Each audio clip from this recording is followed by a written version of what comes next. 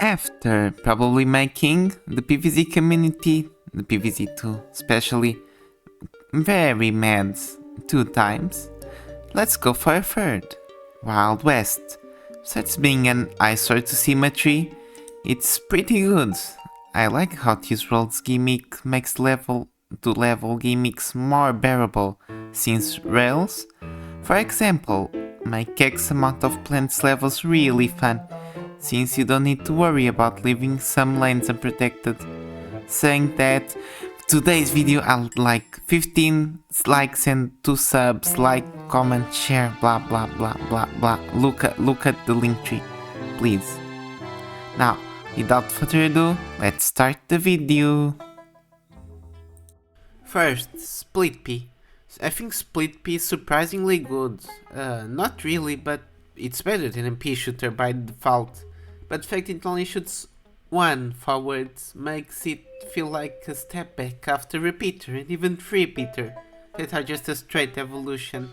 Despite that, I think this is a good plant to bring in Wild West levels to counter minor zombies and other specific ones in later worlds. But if you like having funnier plant structures, you can just stuff bonk shoys or spikeweeds behind and put nuts to protect them.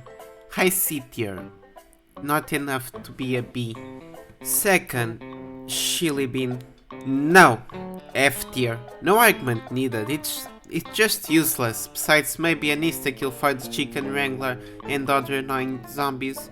But literally every insta-kill does that. The only good thing about it was smell effect, and nowadays you can get it from Stunnion instead. While copying Potato Mine's plant food ability, that is generally good considering, you know, the general quality of those.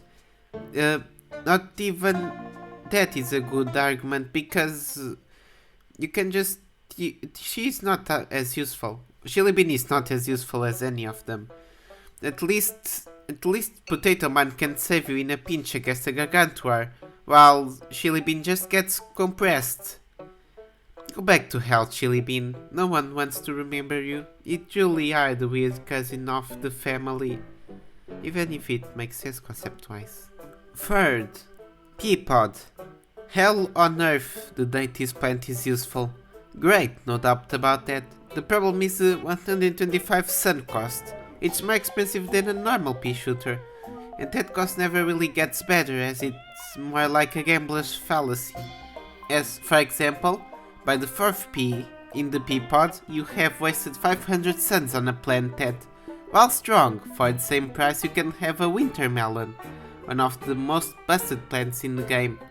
So unless you have a cool torchwood and primal sunflower strategy, you might as well plan a better defense and put Giga Shed that winter melon needs instead of virgin Pea Pod, that even you can build it up. You cannot justify putting it over something like Melon-Pult or Repeater or even Melon-Pult, so D tier.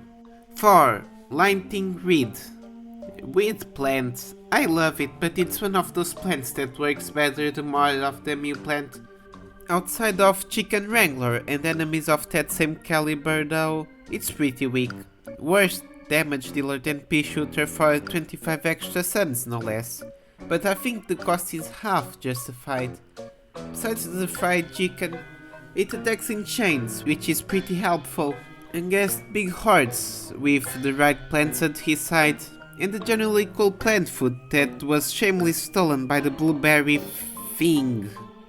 While I wanted to put it at B, since it does have a lot of great uses and it's not fully restricted to its niche. The fact it's weak, despite a plant food that can really be useful in places, it unfortunately belongs to C, next to Pea Shooter. 5. Melon-Pult. The daddy of catapult plants. Great plant. Obviously, for only 325 suns dealing splash damage, might as well be, with it being a really strong plant that is easily useful due to the PVZ2 economy. The one thing about PVZ1 plants that were converted into PVZ2 is that any of them that aren't paid either got fucked in translation or got fucked at a later date. Melon-Pult, on the other hand, is probably one of the only that wasn't fully power crept in a way that wasn't designed on purpose. So this is just a strong plant with a strong plant food and a splash damage. So S tier. I know some PvZ2 professionals will comment saying that Melon-Pult is actually bad, and I fully agree. Keep commenting. One comment for every bad tag saves my life. 6. Talnut. Bees. More sun, more health, double the cost. But it also blocks flying zombies, which is great for a lot of levels, for about 3 worlds. One if you played back in the day where you get blower. Even then, this is a generally good plant inherently, and it compares to the original walnut as their weakness and strengths are covered by each other. Perfect balanced evolution of a plant. But good balance doesn't make it good, it makes it well designed. And while we can discuss the meaning of that distinction all day, I believe Talnut deserves a high B tier. 7. Winter Melon. The original busted 500 Suns plant. It does the same damage as the Melon-Pult, but it slows down the zombies through freezing, which basically doubles its damage output. It's basically a more busted Melon-Pult, so also S? You question as I go grab my tablet to do a DSP after this video. No, I think the 500 Suns, while absolutely obtainable in PvZ2, it's too much to make it useful without a good plant that can protect the lawn. You substitute it later after bumping up your defense. And being one of the most expensive plants also makes its use in any roles that can't decapacitate zombies or kill them from a long distance thing. For example, Big Wave Beach, and obviously Dark Cages, or even Frostbite Caves, which makes this plant way too risky, while Melon-Pult, while still more expensive than just a repeater for example, is cheap enough to be obtainable. In the end, while I think Wild West is one of the best design worlds, its lineup of plants is not that great. It lacks a bit by either them being too gimmicky, like Chilli Bean, and while there are 2 of the best plants ever, most of them are just a variation of old plants, or the same concept. I decided to cover the worlds by when they were added, so next we are moving to the far future, which certainly will be more interesting than this one, even with fewer plants. In case I don't see it, good morning, good evening, and good night. Le funny incest game, 10 out of 10, come back next time. Just kidding. In the dawn of the 21st century, known as the COVID years, some of us were avoiding school reunions, others were playing their gaming backlogs while faking work for the whole quarantine, or discovering new hobbies and passions.